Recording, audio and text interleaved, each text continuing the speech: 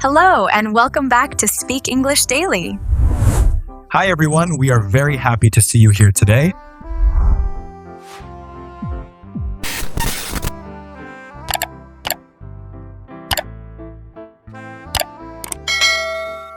Hello, everyone, and welcome back to Speak English Daily. I'm really glad you're here today because this episode might change the way you see your English learning. Yeah, this is one of those conversations where you suddenly go, wait, this explains a lot. That's the feeling we're going for. Today, we're not focusing on new vocabulary or grammar rules. Instead, we're talking about something deeper. The big mistakes that quietly hold people back. And the strange part is, most learners don't even notice these mistakes. Right. You can study every day, watch videos, learn new words, and still feel stuck, like you're working hard but not really moving forward. I hear that all the time. People say, I understand English, but I can't speak. Or I've been learning for years, but my level hasn't changed. And that feeling can be really heavy. You start questioning yourself. Why is this so hard for me? And here's the truth. In most cases, it's not about being smart or not. It's about how you approach learning. That's what we're going to explore today.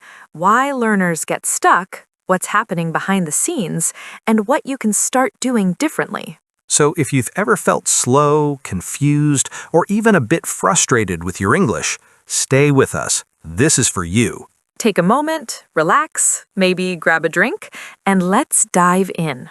Okay, Anna, let me ask you something. Why do people expect to remember a new word after seeing it just once? That's a great question. I think it's because we want quick results. We feel like, I saw this word yesterday, why is it gone today? Yeah, it feels like your brain is not cooperating. But the reality is very different. Our brain needs repetition. You often need to see or hear a word many times, sometimes 5, 10, even more, before it really sticks. So forgetting is not failure. Not at all. It's part of the process. It means your brain is still working on it. That actually changes how I see things. I used to think forgetting meant I wasn't good at learning. And that belief can really slow you down. When you start judging yourself too early, you lose confidence. And once confidence drops, motivation follows. Let's look at something interesting. Think about how babies learn their first language. Oh yeah, that's a powerful example. Babies make mistakes all the time. They say things like, I goed instead of I went. They mix words, create funny sentences, and try again and again. And nobody stops them. Right. Nobody says, wait until you're perfect before you speak. Instead, people encourage them. They let them explore the language. So there's no fear there. None at all. Mistakes are just part of learning for them. But adults, we're very different. Yes, as adults, we want everything to sound right from the beginning. We want correct grammar, clear pronunciation, and smooth sentences. And when it doesn't happen, we feel uncomfortable. Or even embarrassed. I've been there. You start thinking, what if I say something wrong? What if people judge me? And those thoughts slowly build fear.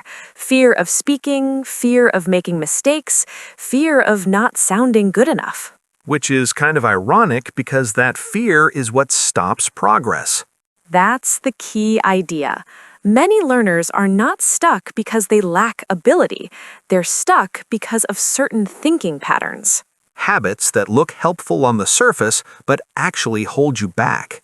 Yes, and today we are going to talk about these patterns, these traps that many learners fall into without even realizing it.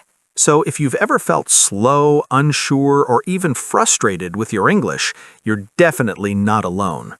And more importantly, you're not doing everything wrong. You just need a better approach. Coming up next, we're going to look at the first and most common trap, and I think a lot of people will recognize themselves in it. Yes, and once you notice it, you'll start understanding your own learning in a new way. All right, let's get into it.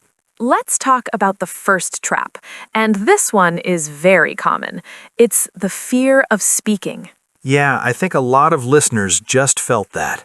It's that moment when you want to say something in English, but you stop yourself. Or you start building the sentence in your head, and then suddenly everything feels complicated. Yes, your mind becomes very busy. You think about the grammar, the vocabulary, the pronunciation, all at the same time. And while you're thinking, the conversation moves on. The moment is gone, and you stay silent. I've seen this happen so many times. Someone has a good idea, but they don't say it because they're not sure if it sounds right. Let's slow this down and look inside the mind for a second. Imagine you want to say something simple, like, I watched a movie yesterday. Sounds easy. But instead of saying it, your brain goes, wait, should I use past simple? Is it watched or watch? What about pronunciation? What if I say it wrong? And suddenly, a simple sentence feels stressful. That stress builds pressure, and over time, your brain starts connecting English with anxiety. So speaking English doesn't feel natural anymore. It feels like a test. That's the problem. When you treat every sentence like a test, you stop communicating, and without communication, there's no real progress. Here's something important. You can study for months, learn hundreds of words, understand videos, but if you don't speak, those skills stay locked in your head. It's like having tools but never using them. That's a good way to put it.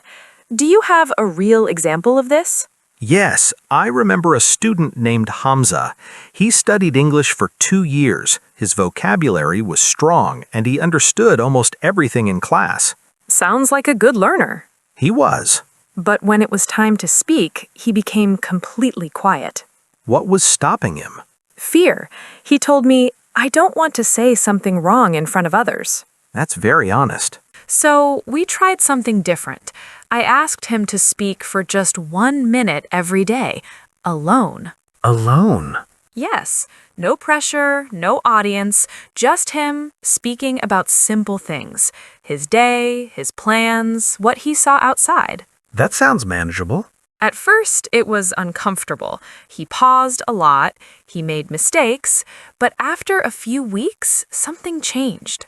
What changed? He became faster, more relaxed. He stopped thinking about every small detail. So the fear started to disappear. Slowly, yes, because he gave himself permission to make mistakes. That's powerful. And that's the solution. You need a safe space where mistakes are allowed. So instead of avoiding mistakes, you accept them. And learn from them. Each mistake shows you what to improve. So what can listeners do starting today? Start small. Speak every day, even if it's just for 2 minutes. About what? Simple topics. Your morning routine, what you ate, what you plan to do later. Nothing complicated. No need for that. The goal is not perfect sentences. The goal is to express an idea. That changes everything. It becomes more about communication than correctness. Yes, you can also record yourself. It might feel strange at first, but it helps a lot. I tried that once. I didn't like my voice at the beginning. Most people don't, but after some time, you get used to it, and you start noticing your progress. So daily speaking, simple topics, and a safe environment. That's the foundation, and once you build that habit, speaking becomes more natural. That makes sense. Now, let's move to the second trap, and this one is a bit different, but just as important. This is the grammar trap, right? Yes, studying grammar too much. That sounds surprising. I thought grammar was the key to speaking well. Grammar is important, but the problem is when it becomes your main focus. What happens then? You start thinking too much. Instead of speaking naturally, you analyze every sentence. Like building a sentence step by step in your head. Yes, you think, which tense should I use? Is this the correct form? Do I need an article here? That slows everything down. It breaks the flow of conversation. You stop sounding natural. I've noticed that. When someone thinks too much, their speech becomes very slow. And sometimes they stop in the middle of a sentence because they are not sure. So grammar knowledge is there, but it's not helping in real communication. That's the issue. You know the rules, but you can't use them smoothly. That reminds me of something. Children don't study grammar, but they speak fluently. That's a very important point. Children learn by listening and repeating. They develop a feeling for what sounds right. So they don't think about rules, they just use the language. Yes, and adults can learn in a similar way, but we often make it harder for ourselves. Because we try to control everything. And language doesn't work well under too much control. It needs some freedom.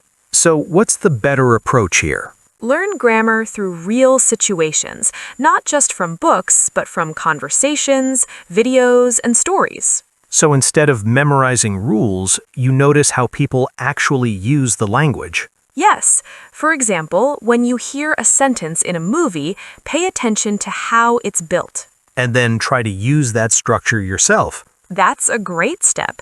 Practice using it in your own sentences.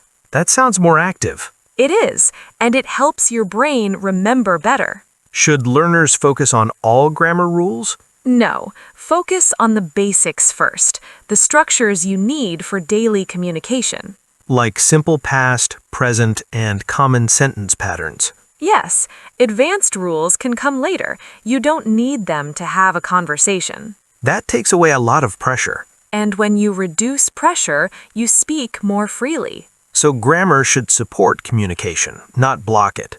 That's a good way to see it. And I guess it's also important to accept that even native speakers make grammar mistakes sometimes. Of course, in real conversations, people use short sentences, incomplete ideas, and that's okay. Because the goal is understanding, not perfection. Yes, always come back to that. Communication is the goal. This really changes how I think about learning. And that shift in thinking is what helps you move forward. I feel like many learners will recognize themselves in these two traps. And once you see them clearly, you can start making better choices. That's where real improvement begins. There's another trap that many learners fall into, and it doesn't look dangerous at first, but it slowly affects your confidence. It's the comparison trap. Yeah, comparing yourself to other people. It often starts in a simple way. You hear someone speaking English very well, and your first thought is, wow, I'm not at that level. And then the next thought is, why am I not there yet? That question can feel heavy, because instead of focusing on your progress, you start focusing on what you don't have. Social media makes this even stronger. You see short videos of people speaking fluently, using advanced words, sounding confident. But what you don't see is their full journey. You don't see the years of practice, the mistakes, the moments when they felt stuck. You only see the final result, not the process. And that creates an unfair comparison. You compare your everyday reality with someone else's best moment. That's a tough comparison to win. It is, and it often leads to a cycle. First, you feel behind, then you lose motivation, you practice less, and because of that, your progress slows. Then you feel even worse. Yes, and over time, some learners start believing something that isn't true. They think, maybe I'm just not good at languages. That belief can stop everything. It really can. But here's the truth. Learning English is not a race. There is no single timeline that everyone must follow. People have different lives, different schedules, different exposure to English. Some people hear English every day at work. Others only practice a few minutes at home. Some started learning as children. Others started later in life. So comparing two learners is not fair in the first place. Not at all. A better approach is to compare yourself with your past self. That's interesting. Think about where you were 3 months ago. Could you understand as much as you do now? Could you express your ideas as clearly? When you look at it that way, you start to notice progress. Even small improvements matter. Understanding one more sentence, using one new word, feeling a bit more confident, these are real steps forward. So, how can learners stay focused on their own journey? Start by setting personal goals, not goals based on other people, but goals that matter to you. Like what?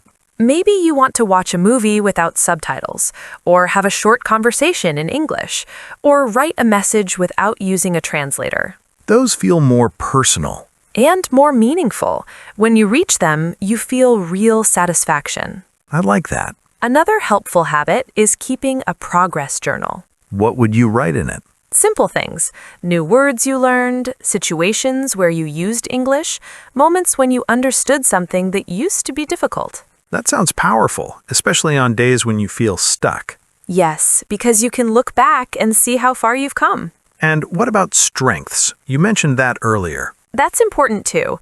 Every learner has strengths. Some people are good at listening.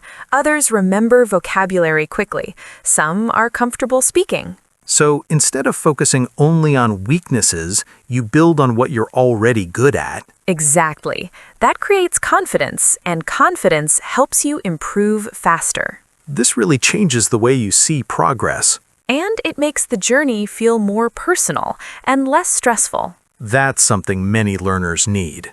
Now, there's one more trap we need to talk about, and this one is very common, especially today. This is passive learning, right? Yes. This happens when learners spend most of their time consuming English, but not using it. Like watching videos, listening to podcasts, reading articles. All good activities. They help you understand the language better. But something is missing. Exactly. There's no active use, no speaking, no writing, no real output. So it becomes one-sided. You receive the language, but you don't produce it. That's a good way to describe it. And because of that, learners often say, I understand English, but I can't speak. I've heard that so many times. Let's think about it in a different way. Imagine you want to learn how to drive a car. Okay? You watch videos every day. You learn about the rules, the signs, how the car works. Sounds useful. But you never sit in the driver's seat. You never touch the wheel. Then you're not really learning to drive. Exactly. You have knowledge, but not the skill. And speaking English is a skill. Yes, it requires action. You need to use your voice, form sentences, express ideas. So how can learners fix this? By creating a balance between input and output. Input being listening and reading, and output being speaking and writing. Correct. After you learn something, you need to use it. Can you give some simple methods? Sure. One is the echo method. What's that? When you listen to something, pause and repeat it in your own words. So not just copying, but rephrasing. Yes, that forces your brain to process the meaning and practice speaking at the same time. That sounds very practical. Another method is the summary method. Let me guess. After reading or listening, you summarize it. Exactly. You can say it out loud or write it down. It helps you organize your thoughts in English. And it pushes you to use new vocabulary. Yes, and it makes learning more active. What about daily habits? Try this simple rule. After every passive activity, do something active. Like watching a video and then talking about it. Perfect. Or reading an article and writing your opinion. Even a few sentences are enough. That turns learning into a two-way process. And that's where real improvement happens. I like that idea. It feels more complete. It is. And once you build this habit, your confidence starts growing naturally. Because you're not just understanding English, you're using it. And that's the goal. This has been really eye-opening. And we still have more to explore. I'm looking forward to it. There's a simple idea I want to share with you before we wrap up today, and it can really change how you feel about learning English. I'm listening. The phrase is, practice builds progress, not perfection. That's powerful. It shifts the focus completely. It does, because many learners think the goal is to speak perfectly. No mistakes, no pauses, no confusion. And when that doesn't happen, they feel like they're failing. But language doesn't work that way. Progress happens step by step, one sentence at a time, one small improvement after another. So every time you practice, even if it feels messy, you're still moving forward. Yes, even when you make mistakes, even when you forget words, you are still learning. That takes a lot of pressure off. It really does. For example, you can say, "My English is not perfect, but I'm improving every day because I keep practicing." Or, I made mistakes in that conversation, but I learned something new from it. That's the mindset. You're not trying to be perfect, you're trying to grow. And growth feels more realistic. It also feels more encouraging. You start enjoying the process instead of judging yourself all the time. I think many learners need to hear this again and again. Yes, because it's easy to forget, especially when things feel slow. But when you remember this idea, you become more patient with yourself. And patience is very important in language learning. So instead of asking, "Why am I not perfect yet?" you ask, "What did I learn today?" That's a much better question. It keeps you moving. Now, let's take a moment to look back at what we talked about today. We started with the fear of speaking.